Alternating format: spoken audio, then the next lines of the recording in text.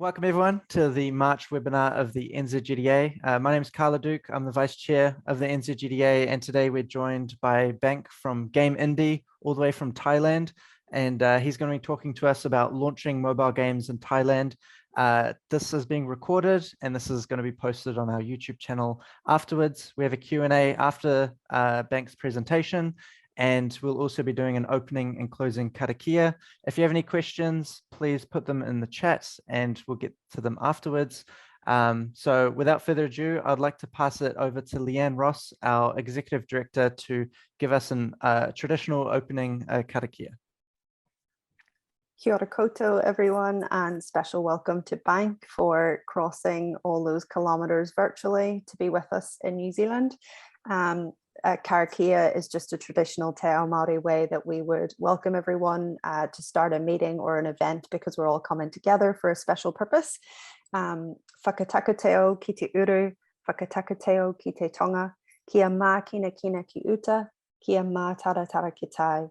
He hi aki ana te atukura, he tio, he huka, he hohu, ti he Māori ora. You're very welcome. We really look forward to spending this time with you this evening.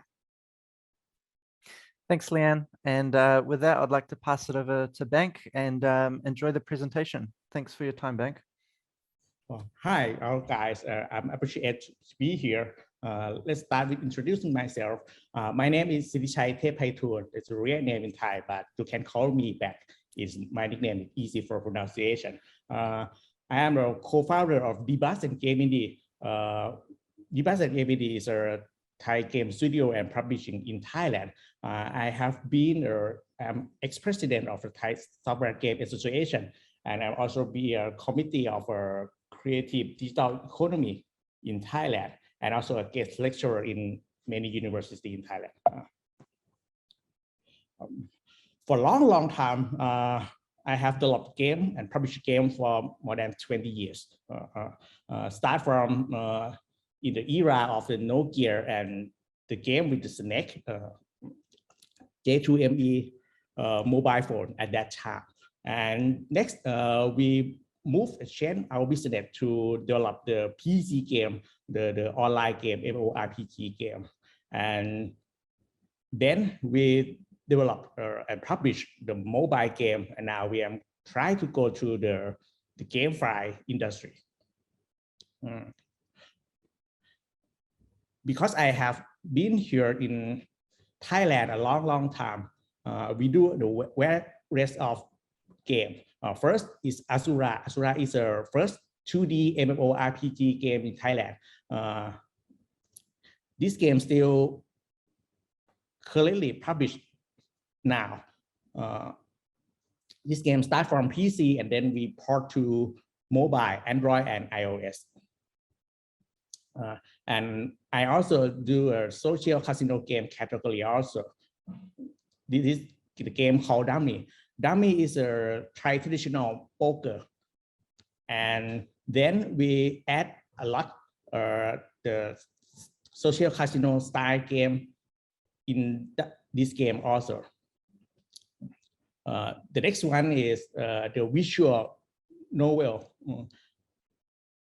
We call this game Busadi. Busadi is a chat novel game for the woman. The woman is try to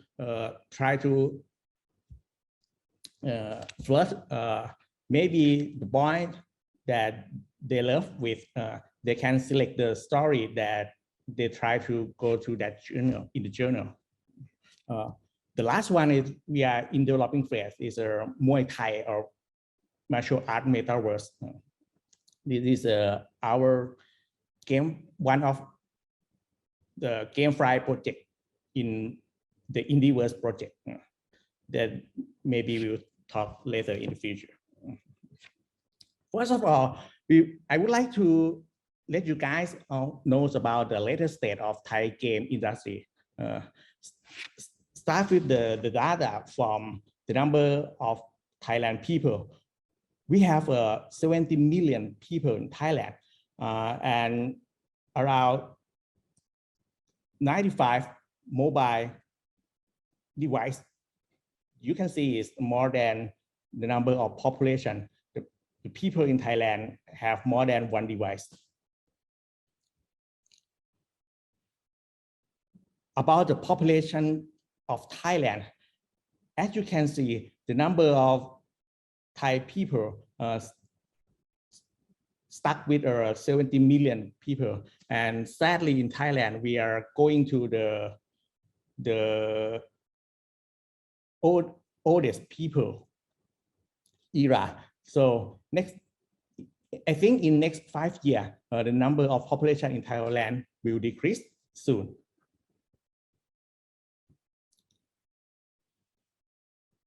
In Thailand, people, we use a lot of time spent in the internet. We use 9 hours per day to use the internet in various devices.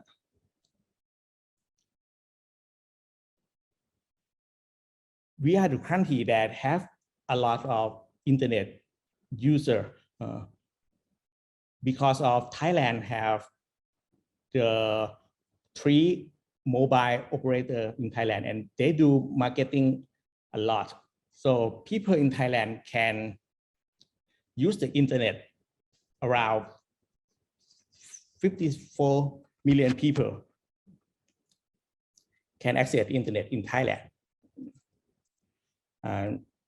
And when you look at the Thailand mobile and fixed broadband speed, you can see that in Thailand, the speed of internet in Thailand is pretty fast. For mobile, the download time is 32 megabits per second, and for the fixed broadband is more than 182 megabits per second. The Thailand internet cost is cheap, so this is why people in Thailand can access the internet. And the most used social media platform in Thailand, the first one is Facebook. Next is Line. Line is the chat program like WhatsApp. I'm not sure how many users use Line in New Zealand. I think WhatsApp. Next is Facebook Messenger. And as you can see, the new social media platform is TikTok. TikTok's user number in Thailand is more than Instagram already.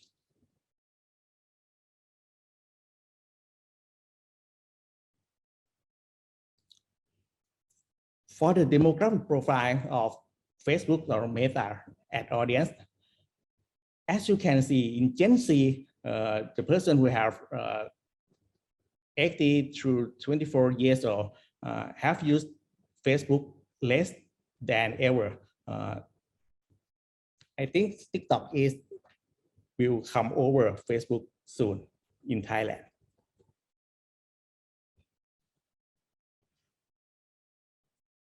This number is interesting for me a lot. As you can see, the ownership of cryptocurrency in Thailand compared with the percentage of internet users in Thailand is the number 1 in the world.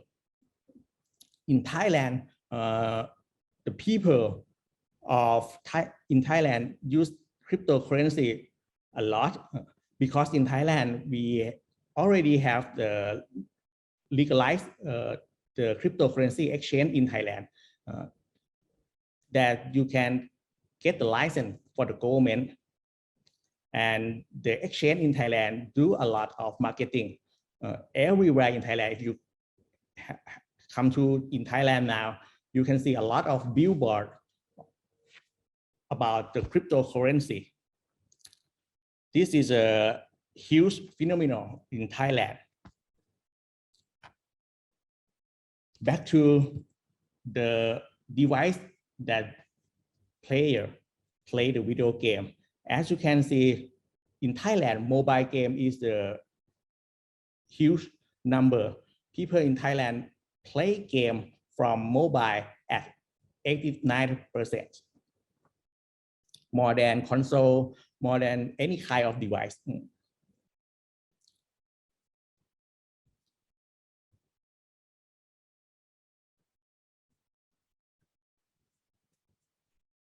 Sorry.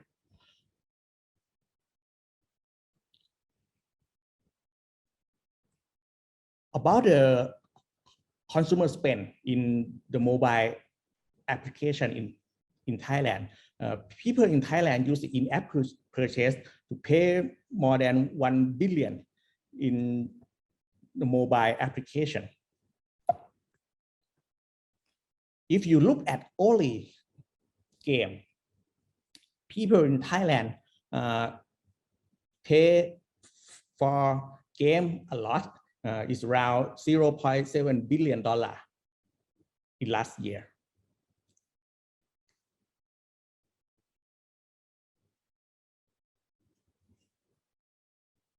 This is a latest year ranking of top game in Thailand market that we going to talk about how they can do that, how they can go to in the top grossing chart.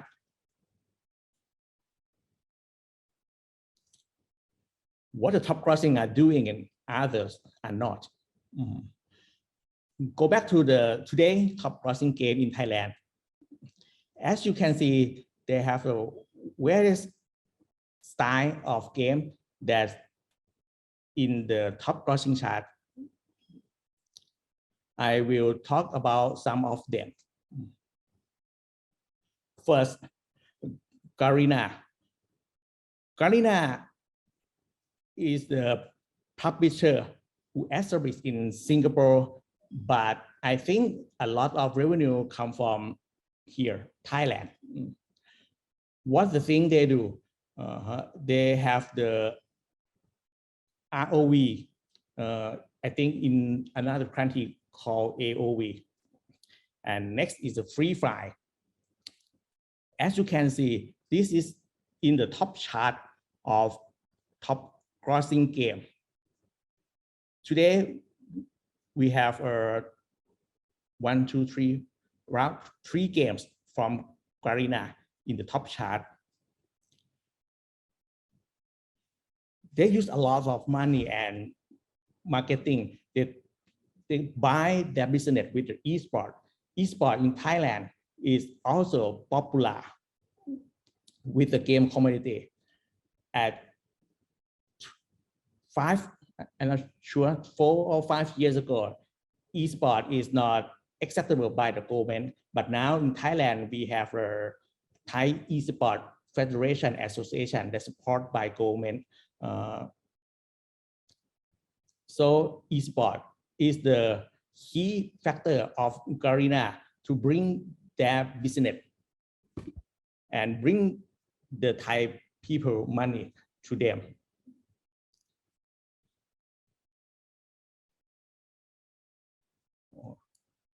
Because they are a huge and big company, they do marketing a lot. This is the example of how they marketing their game and combine with another brand in Thailand. I will show you some.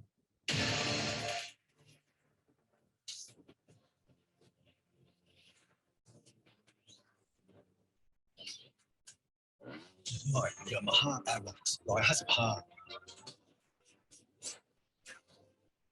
อย่าคิดจะเทียบฉันอย่าคิดจะไล่ล่าอย่าคิดจะหยุดให้ยาก Yamaha Aerox 155ที่สุดแห่งสปอร์ตออโตเมติก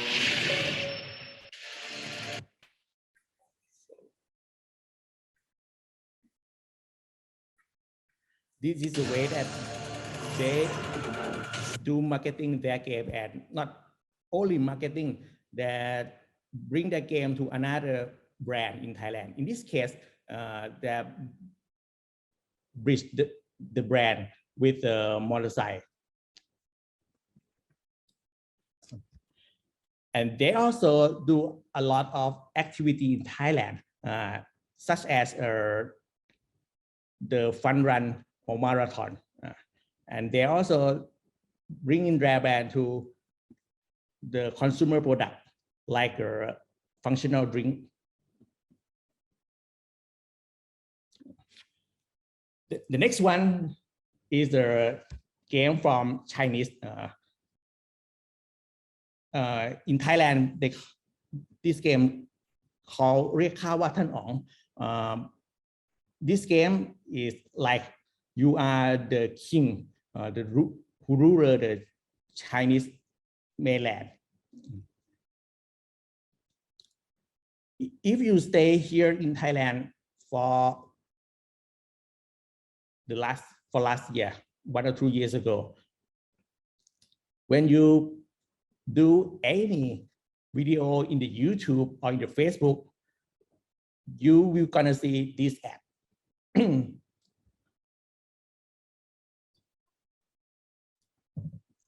The key successful of this game is the good design in monetization.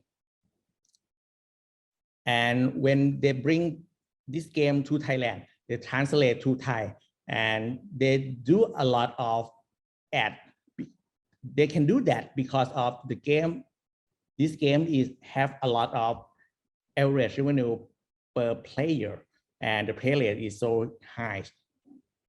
So if you live in Thailand last year, you should see this ad in the game, in any YouTube or in the game. The next one is another game. Is in Thai they call playing Kabi Mekha. This game is Chinese look like. What the thing they do?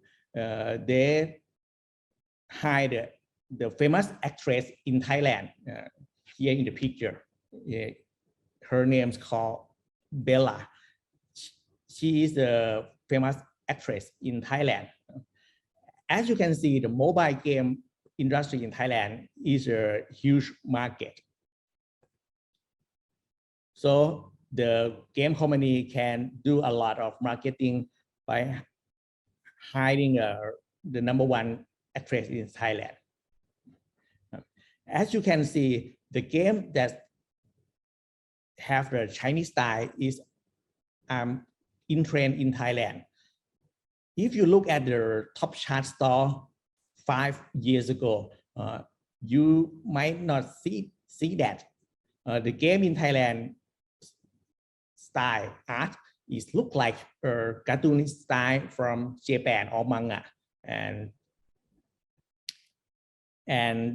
from the Western style.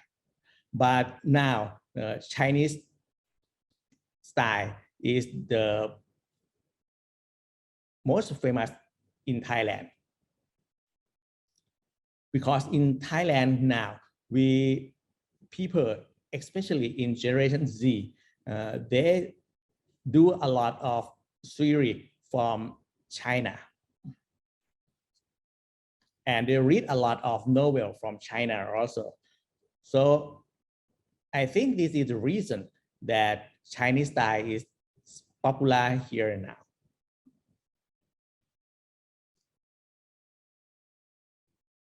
You might not have to use a lot of marketing budget. You can also do mobile game marketing in Thai also. This game is called Coin Master. Coin Master game mechanic is easy for Thai people. It look like the slot. If you look at the top chart in Thailand and the top download, you can see the social casino is in the top chart of downloading game in Thailand. This game is not exactly social casino, but some people call this kind of games called casual casino. They use the mechanic of casino to be their core game, and they try to monetize them with the hating. When your friend attack your house, you feel like you want to re-attack them. So this is the key success of CoinMaster. Before CoinMaster in Thailand, before CoinMaster do marketing in Thailand, we have another game called Pirate King. Pirate King is use the same mechanic as CoinMaster, but the CoinMaster is do better. And if you see in the top grossing chart in Thailand, you might see some 2 or 3 games that use the same mechanic that the CoinMaster used, and also still in the top chart also. They use a lot of ads. This is the example of the Facebook ad that they use now.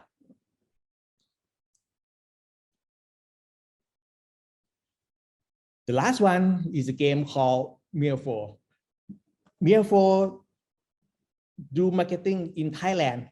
Like this is the game, the play to earn game is a GameFly project. Because in Thailand, GameFly project is in trend. So this game used their marketing that the people who play this game can play and earn the NFT and the token also. But this game, I think, is a good design. These games can sit in the top chart in the Google top chart. They separate this game into 2 versions. In mobile version, nothing about cryptocurrency and GameFi thing, but another version that user can play together in the PC version. User can do more that they can do in the game from store. I think this is because of the policy of Google and Android that not support this kind of game. But I think this game is do well more than I think. The first time this game in Thailand, I think it might be the game, just the game in the play to earn game, just play to earn game. But I'm surprised that this game can go into the top chart of Google and iOS also. They do a lot for localization this game. This game is from Korea, but as you can see in the picture, they also do the marketing and use the Chinese style also in their store listing.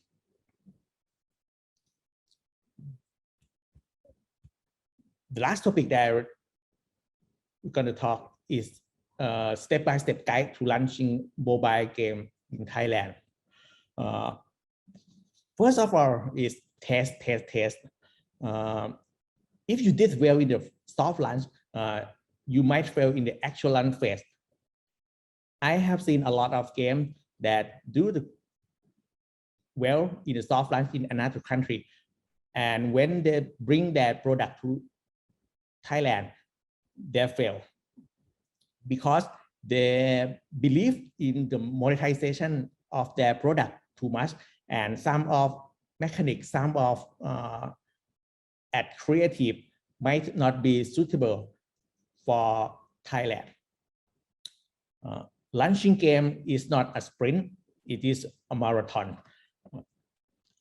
You have to test game first, and next launching the game and track the many events in the game that you can, and you use that information to feedback your team, your game designer, your team to polish the game and make it better. So if you're not a huge and big company, I suggest that you should test first, do soft launch first, and keep the information from the player as you can before you do a bombard marketing, like the game that I mentioned. If you would like to publish a game in Thailand, localization is the key. 80% of games in top grossing charts are in Thai language. You might not start from localization to Thai, but first you choose localize just your title and description in store that is okay.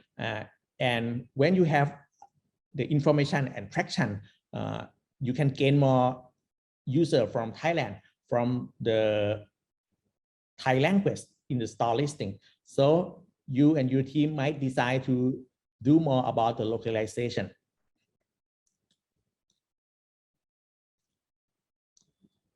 The next is about ads networking campaign. As creatives are the most important, do A/B testing. You never know that which kind of creative that can do the best. Some of ads that look like non-professional, just like the people do the video in the TikTok, might do better than the creative that use production from the studio. So do a lot, test a lot about as creative. The next one is go beyond and install, optimize for app event. I think all of as creative, just like Facebook, Google, or TikTok, can use the event for optimize their AI. 5 years ago, if you try to do the ad network marketing in Thailand or any place in the world, you have to choose which about the demographic of people or what the page that they like, how old that the user you want. Now, AI do that better than you do. The thing that you have to prepare is the creative and the money, because the AI need the result, need a lot of feedback to optimize in the learning phase. So prepare the creative and the money that enough for the AI to learn from your creative. And next, if you do well in the installation phase, you might want to move your objective to in-app purchase or the user or player who finish the tutorial. This is better than you use only the install, because you might got a lot of people who install your game, but they don't like your game and not play your game in the next day. So go beyond install is the key. And in Thailand, TikTok is in trending, but still low user quality. You can use TikTok in Thailand if your objective is try to get the most install as you can. But if you think about the return, the quality of that user, you might try to think about another ad network. Next, use the key opinion leader. This is important.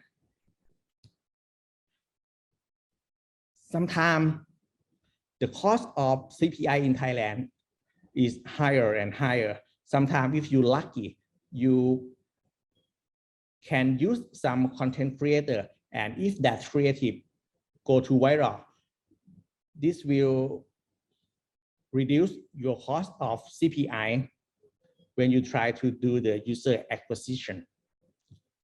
You can use the content creator from any platform that you like, YouTube, Facebook, or TikTok. But if you have the limited budget, micro influencers in TikTok are not expensive now. Some of influencer in the YouTube, the same person, when they have the account in the TikTok, the cost to hire them is lower than when we hire them in the YouTube. So you might think about that. But if you have a lot of budget, you can use the big one like the actress, the person who have a lot of followers. But for the mobile game,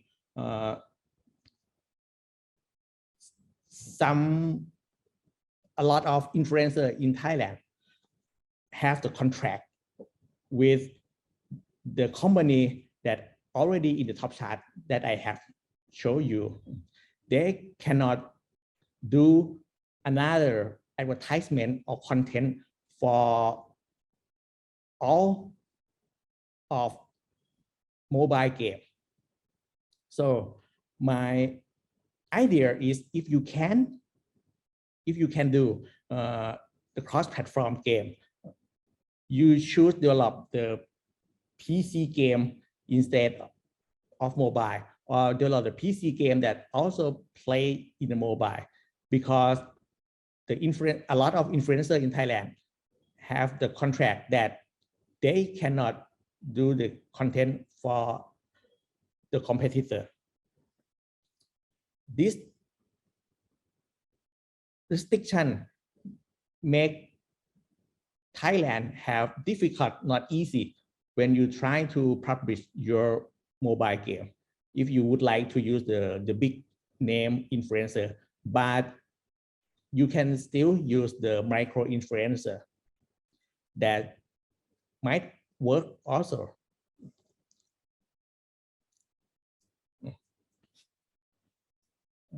This is the first time 2 years ago.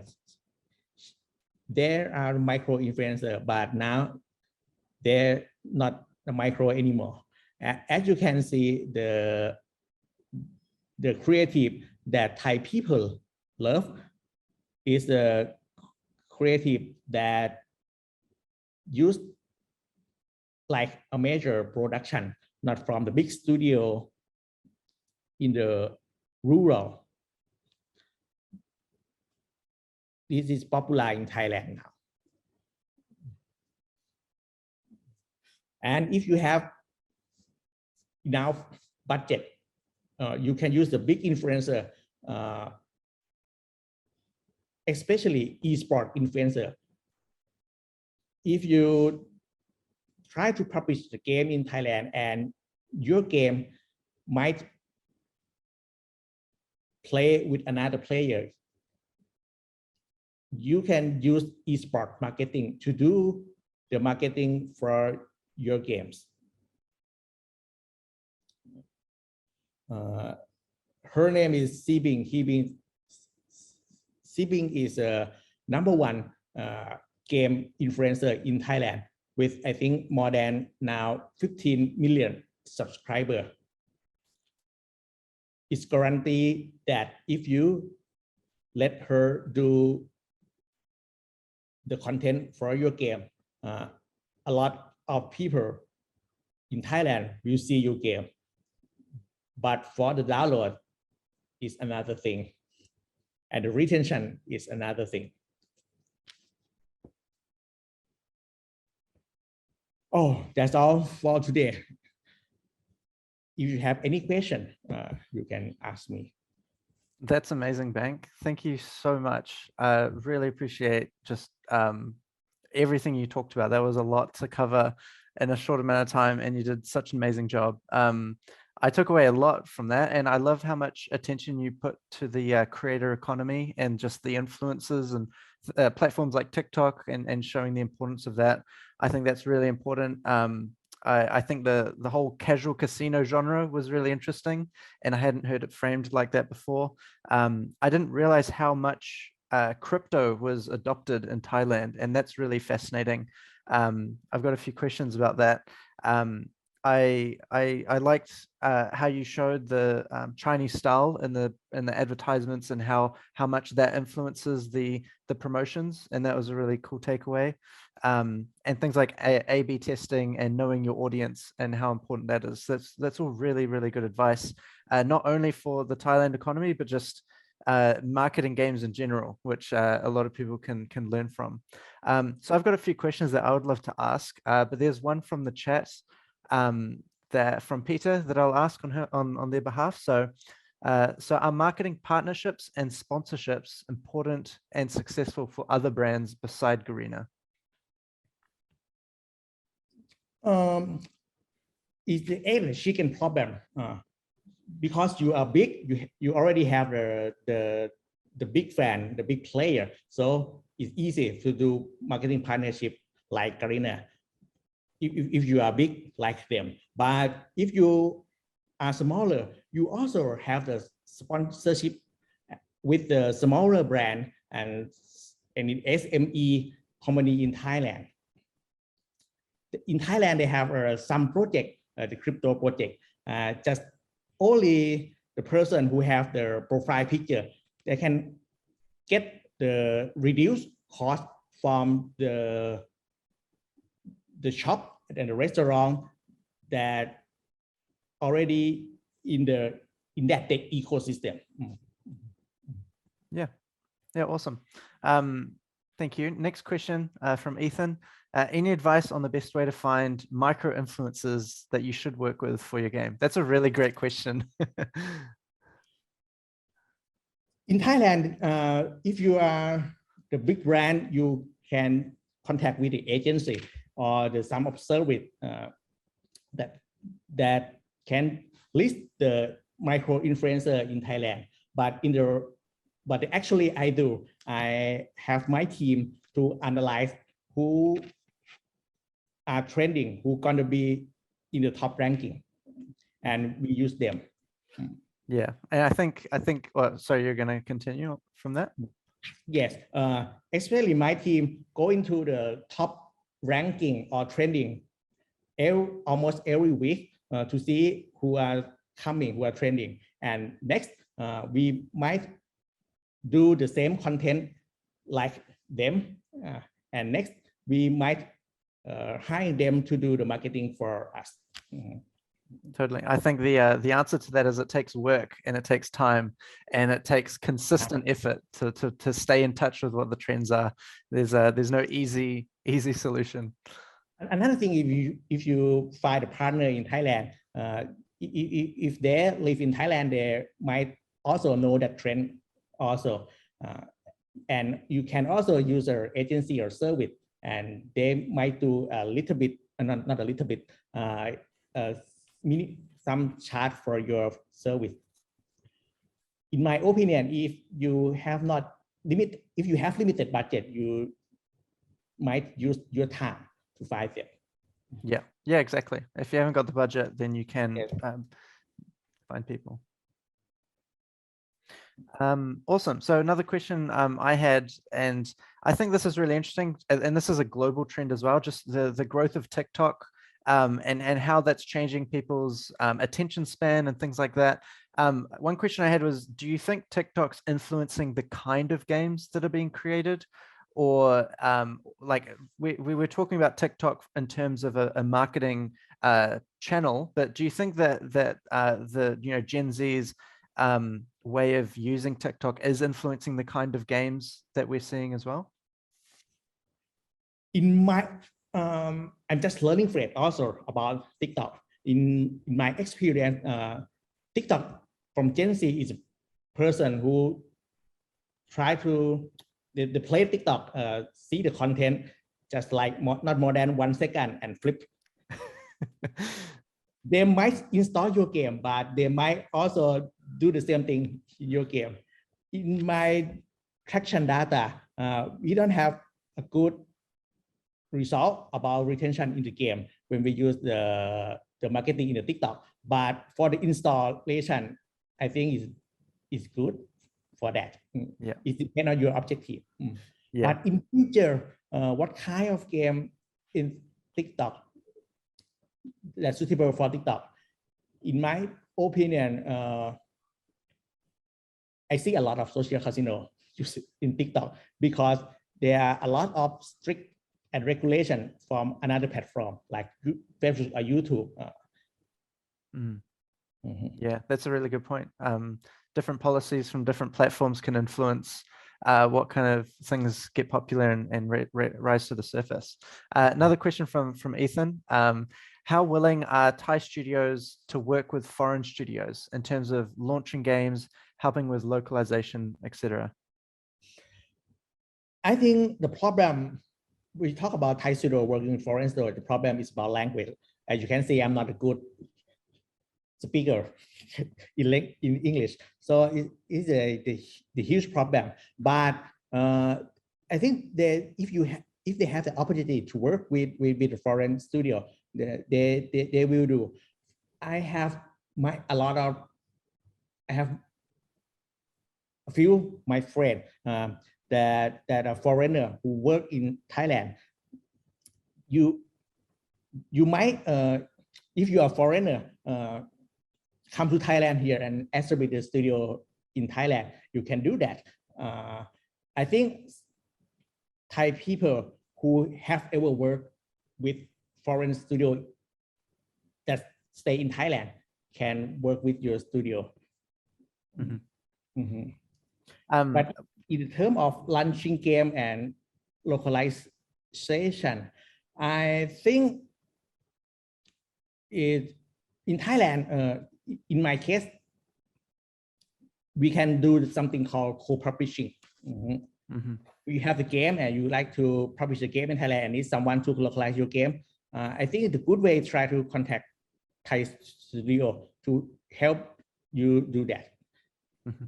Yeah, that's great advice. I think the statistic of 80% of titles are in like localized in Thailand is a really good statistic. And one question I had was, if you were, say, a New Zealand studio with a mobile game, do you think it's worth that they launch in Thailand if they haven't localized, or do you think they should wait until they have before making the big push?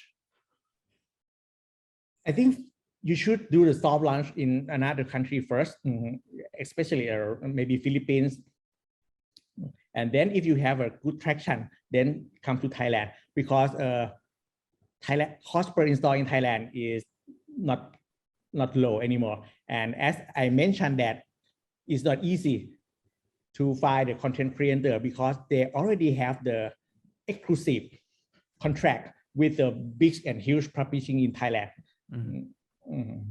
Yeah, definitely. Yeah, so I think the whole crypto trend is something globally is still very early days in terms of the games industry. So I'm kind of curious if there are any trends in Thailand in terms of GameFi and blockchain games that you think the rest of the world hasn't really adopted yet. Maybe, you know, because there's more adoption, there's maybe been more time to experiment and see what sticks. I would love to know if you think there are any trends that the rest of the world hasn't seen yet that you think are worth mentioning. I think it is the significant question about adoption. For me, I am the old guy, man. I'm just studying about the cryptocurrency not more than 1 or 2 years ago. In Thailand, a lot of game studio, a lot of company that have never developed the game before, but they have a developer who interested in cryptocurrency. They do a lot of game. In Thailand, have a lot of GameFi project. A lot of GameFi project next from Vietnam, but almost game in Thailand now is from the company that have never developed the game before. Yeah. But the company like us who developed the game for more than 20 years, see them and not understand what they try to do. Is their game fun or not? This is the big question. Definitely. In Thailand, but trend now here. I think my company, and I see a lot of big company in Thailand like us who have the experience about the game developing before move to the cryptocurrency. I think in the first thing that they get the benefit from crypto is because in Thailand people are interested in crypto a lot. So in the term of awareness, you will got that. Next, the player who play the GameFi and the crypto, they are rich, so they might be the big spender in your game.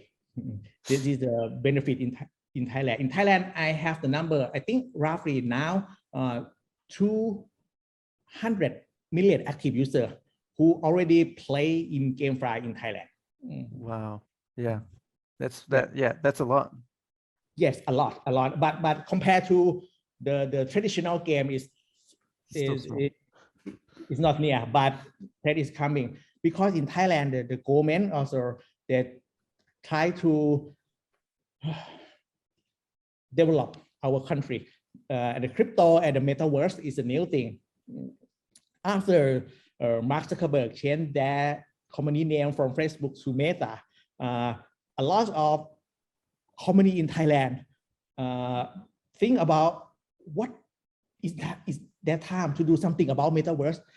You guys know in Thailand, I think the number 2 banking company in Thailand do their crypto project, do a metaverse project in Sandbox. And when the number 1 bank in Thailand do something like that, the foremost things happen here. Every company want to do something in the metaverse. So if you stay here in Thailand and you are the game studio, I think you got a lot of project, a lot of call from the big company in the enterprise that can I do something in the metaverse? Can you do it for us? This is the opportunity for Thailand studio. Definitely.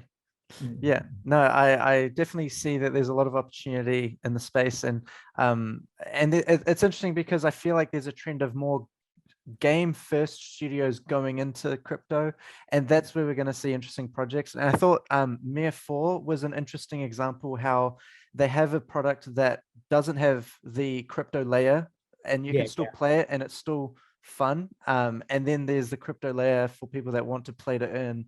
And I think that's an interesting experiment, and I'm curious to see globally if that trend continues and if projects like that continue to happen, and what kind of become successful. But that's really cool that Thailand is kind of at the forefront of that adoption, and having such a large number of people in this space is going to make the innovation happen a lot faster, which is cool. It's maybe good and bad also.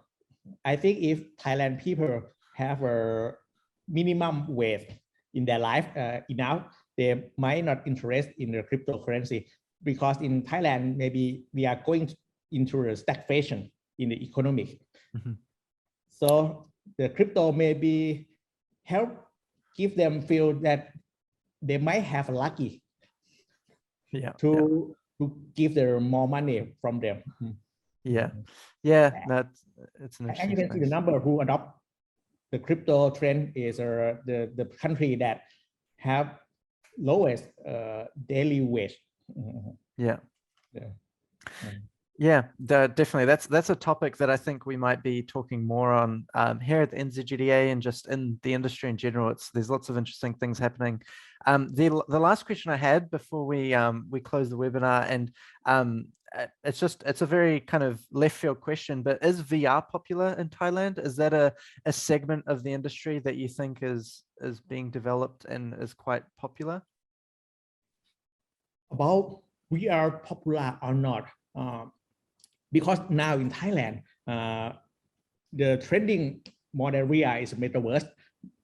Metaverse is something like you might use the VR equipment to do that, but exactly. The person who had a VR in Thailand is not too much, but it might be have more interesting because as I mentioned about metaverse thing, in Thailand I do a course to how to develop your game in the metaverse, and also we have the VR in my class also. Yeah, and I think it's just one of those things globally as well, with like the Meta Quest 2, making it cheaper and easier to get in. I'm curious to know over the next 5 years how that trend looks in Thailand, and if more Gen Z, demographic start purchasing VR headsets for different experiences. Because in New Zealand as well, there's a market of VR developers that create experiences, whether they're indie or they have quite a decent budget, which is interesting. I think we are in Thailand is good for enterprise and the company. A lot of enterprise in Thailand use VR to train their staff. But for the gaming industry, I think because of mobile, it is cheapest equipment that you can play the game. So I think mobile game in Thailand we're gonna conquer for long time. Yeah, no, that's a really good